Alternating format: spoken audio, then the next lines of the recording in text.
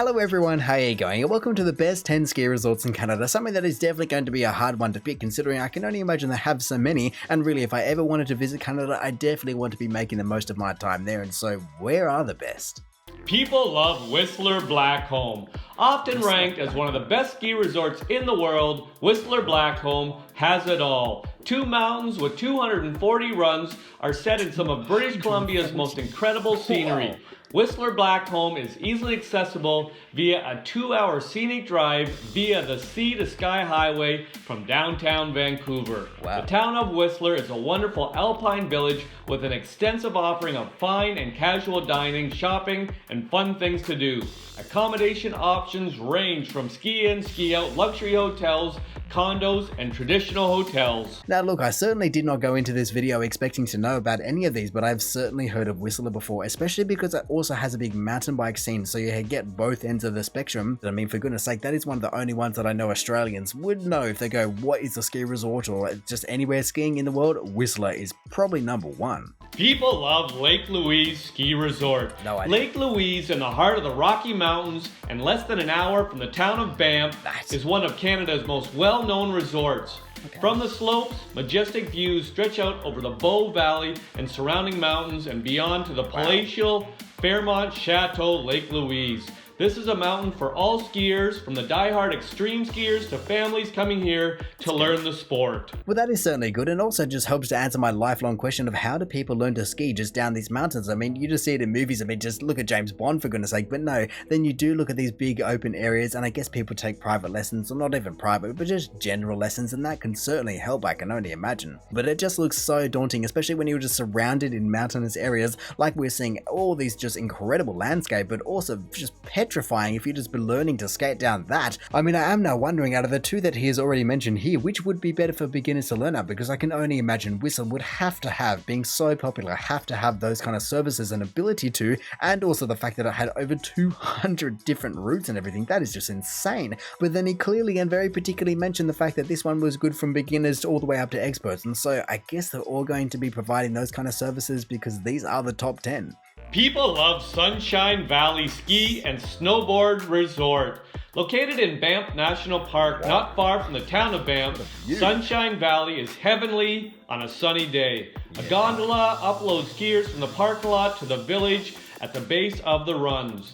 Lifts from here take you to runs above the tree line, where wide open bowls filled with 23 feet of snow each season offer incredible views over the rugged peaks of the Rocky Mountains. The mountain slopes lean towards intermediate skiers, with more than 50% of the runs falling into that category. Well, there we go. That is exactly what I was wondering, especially after the last two where you're going, okay, you've got the full range, but are there particular ski resorts that just cater towards different levels in particular, or does everyone kind of just do everything? I mean, I can only imagine that realistically everyone has to do everything to some degree, otherwise you're really going to be cornering yourself out of the market, unless, I guess, it's in Canada, so basically everyone can ski or snowboard anyway, and so maybe you're alright there. But I guess actually, in saying that, if a place is more tailored towards a more advanced crowd, then it's definitely going to be a different vibe. You're not going to have all these kids just falling over, and whether you want that or not, or whether you have the kids that are doing that or not, it definitely means that the entire atmosphere is also going to be nicer. Also, from a running point standpoint of the staff and everything, it's going to be a very different just environment overall.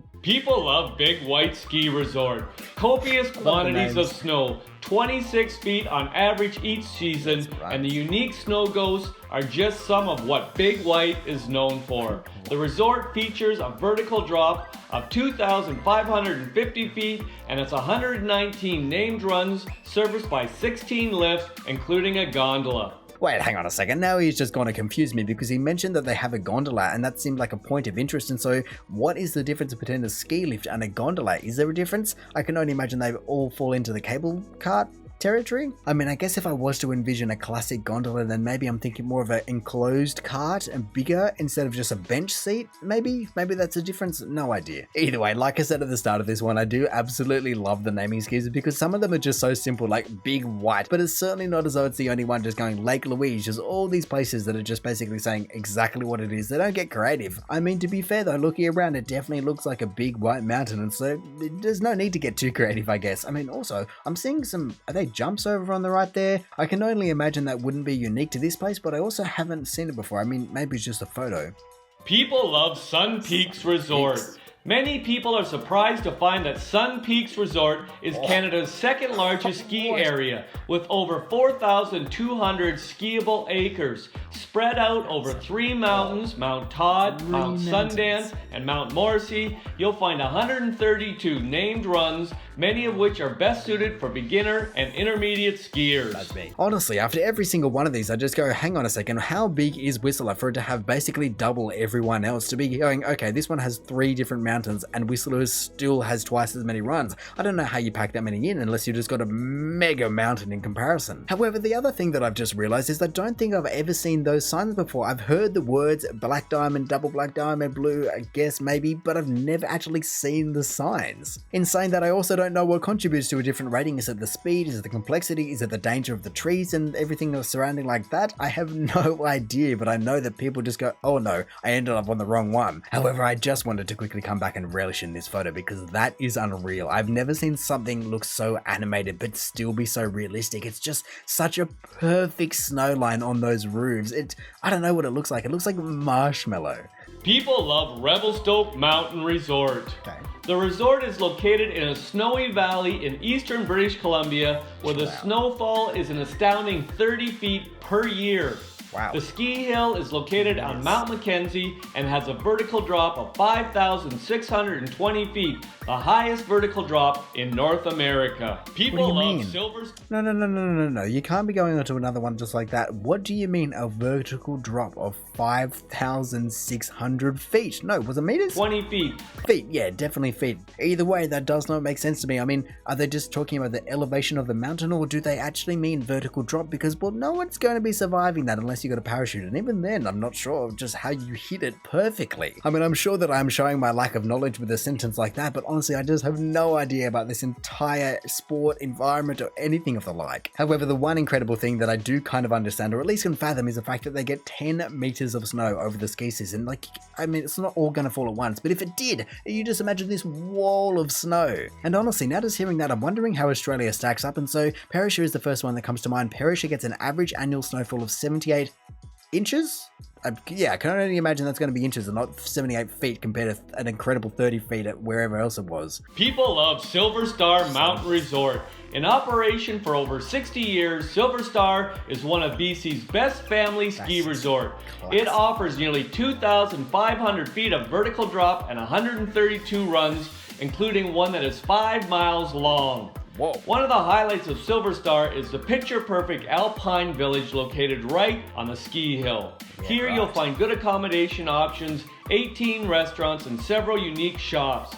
Silver Star is located about 25 minutes from Vernon and a little over an hour from Kelowna. Now look, I have absolutely no idea where those places are, but either way I can appreciate the kind of views, and like you said, just the picturesque, almost Santa's village right on the doorstep of the entire mountain, especially with a 5-mile long one. Like, that is pretty darn insane. I mean, I know that he said it had 132 runs and still Whistler with 240 or whatever it was, but either way, 132 runs and they're getting that long. That must be a very big mountain, or a very long and flat mountain, almost volcanic. But once again, the thing that I just cannot get out of my head is the fact that people just go over here and find these places. Like, you just have to go over, I mean, I guess maybe helicopter, but either way, that's some serious cross-country skiing to be able to find these perfect skiing locations. And then I guess that is only actually the start of it, because then you have to go and build this entire village. I mean, okay, I was actually about to say, oh, in the cold, but no, a lot of these mountains do green up, and so that gives them time for maintenance, for clearing trees and building all these villages. I can only imagine it wouldn't get too warm if it's going to be snowing in the winter, but it definitely would make for a massive difference in terms of the construction and maintenance of the entire park, or worldwide parks, because you just go from freezing your little hands off, just trying to hammer in and out to go,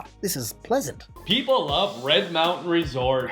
For those purists looking for old school skiing in a relaxed atmosphere, look no further than Red Mountain Resort. This hidden gem of a ski hill is all about skiing and snowboarding with an average annual snowfall of 25 feet. The word is starting to get out. The skiable terrain is spread out over 3,850 acres and features 110 marked runs.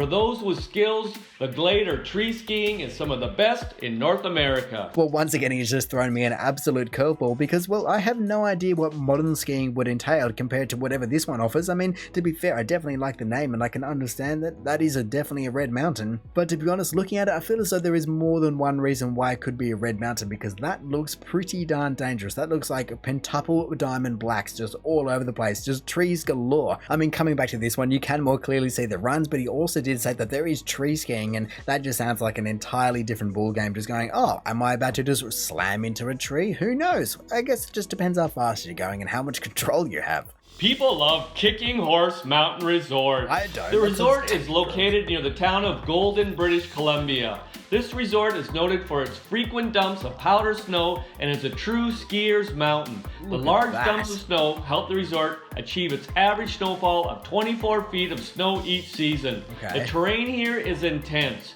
80% of the runs are suited for intermediate and advanced skiers.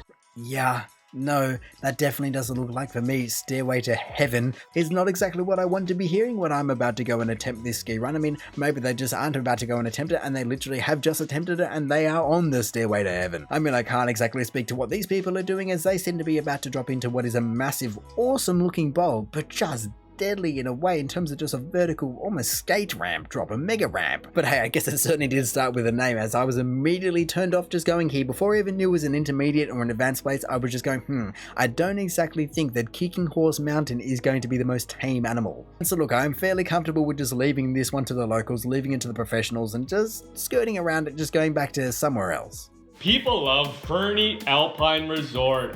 Fernie has a bit of everything: wide groomers, long mogul runs, terrain parks, and 5 alpine bowls that catch the storms and can be full of beautiful snow. Okay. The resort has a vertical of 3,550 feet and receives on average over 30 feet of snow. Plus, being at a lower elevation, Fernie can be a warmer place to ski than many of the other resorts in BC. Interesting. How exactly does that work though, as it's not as though physics just makes exceptions for different parts of Canada or even different parts of the world. I mean, especially for them to get 30 feet of snow, how are they freezing that much water if it's just going to be warmer? I mean, I'm not expecting it to be warm or even just tepid, but for him to actually make a point of it by saying yes, it is a lower elevation and also warmer means that it must be decently warmer. But hey, I guess once again that really just does highlight my entire lack of knowledge surrounding the entire subject. Like I already said, I have no idea, and the fact that I'm learning about alpine bowls, I mean, I don't know what they are, but they look cool, as well as just seeing the signs for the first time and also just learning that there is apparently a difference between a gondola and a ski lift, something that I would definitely have to look up later. But the fact that I'm just learning all of this from the top 10 ski resorts in Canada definitely just says a lot. And really, if you just have your own just fantastic ski resort that I should probably also look at, then please let me know, because all of these have been awesome, but I'm sure there's just billions out there. But anyway, in saying that, I reckon I'm just going to call it there. So thank you for watching this video. If you did enjoy it, feel free to do the YouTube algorithmic things down below. Also, if this is the first video of mine that you are watching, then maybe you want to check out some of the other videos. Also, make sure to go check out the original video down in the description below, or hey, maybe you even just want to consider subscribing so that you don't miss another one of these in the future. But all in all, have a good one and see ya.